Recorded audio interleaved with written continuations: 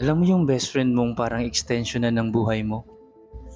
Yung tipong hindi mo kayang mawala kasi pakiramdam mo, siya yung safe place mo.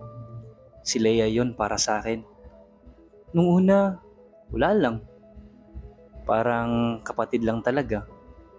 Pero ewan, dumating yung araw na pag hindi ko siya kasama, parang may kulang. Tapos, bigla akong nagkaroon ng kaba tuwing magkasama kami. Nakakatawa, di ba? Ako pa mismo tong nagsasabi sa sarili ko, pre, huwag kang tanga. Best friend mo yan. Pero minsan, hindi mo talaga may pipigilan ang nararamdaman mo. Uy, ano na naman yung iniisip mo? Tanong ni Leia habang sumusubo ng fries. Nakatingin ako sa kanya. Yung mga mata niyang laging nagliliwanag. Yung ngiti niyang parang araw. Tangina, eto na naman ako. Wala. Sagot ko. Sabay iwas ng tingin. Pero syempre, hindi siya papayag. Hoy, sabihin! Sabay kurot sa braso ko. Aray! Leia, kung may isang araw na hindi tayo best friend, ano tayo? Biglang natahimik si Leia. Tumingin siya sa akin tapos natawa. Ano to? Joke? Ano pa nga ba? Eh di stranger. Natawa ako pero ang sakit. Ganun. Wala na agad. Nakangiti pa rin siya pero kita ko sa mata niya, hindi siya sigurado sa sinabi niya. Alam mo yung feeling na matagal ka nang may gustong sabihin, pero hindi mo masabi kasi natatakot kang mawala yung meron kayo? Ganun ako kay Ellie.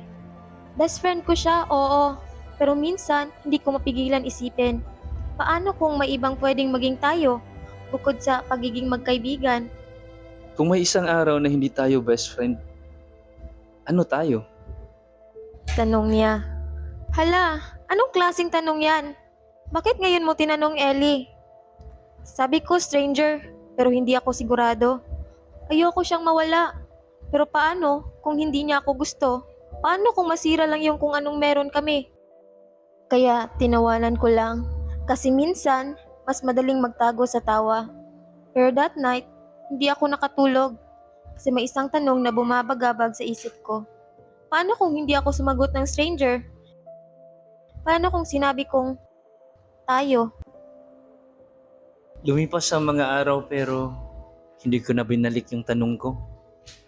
Natakot din kasi ako sa sagot eh. Pero isang gabi, nagulat ako. Si Leia mismo ang nagtanong. Ellie, kung hindi tayo magkaibigan, ano tayo? Bumalik yung kaba sa dibdib ko. Pero this time, hindi na ako naging duwag. Gumiti ako sa kanya at dahan-dahang hinawakan yung kamay niya. Siguro, tayo. Biglang namula si Leia. Loko ka. Alam mo namang hindi ako handa sa mga ganyang bagay. Napangiti ako pero hindi ko binitiwan ang mga kamay niya. Kailan ka magiging handa? Baka mamaya may ibang mauna pa sa akin na umamin sa'yo. Naningkit ang mga mata niya. Wala namang ibang amin kasi Tumingin siya sa akin. Parang may gustong sabihin pero pinipigilan. Tangina, ito na yun. Kasi, tanong ko, sabay dikit ng noo ko sa noon niya. Huminga siya ng malalim, tapos ngumiti ng sobrang tamis. Kasi ikaw lang naman ang gusto ko. Matagal na. Sa unang pagkakataon, hindi na kami natulog bilang magkaibigan lang, kundi bilang kami.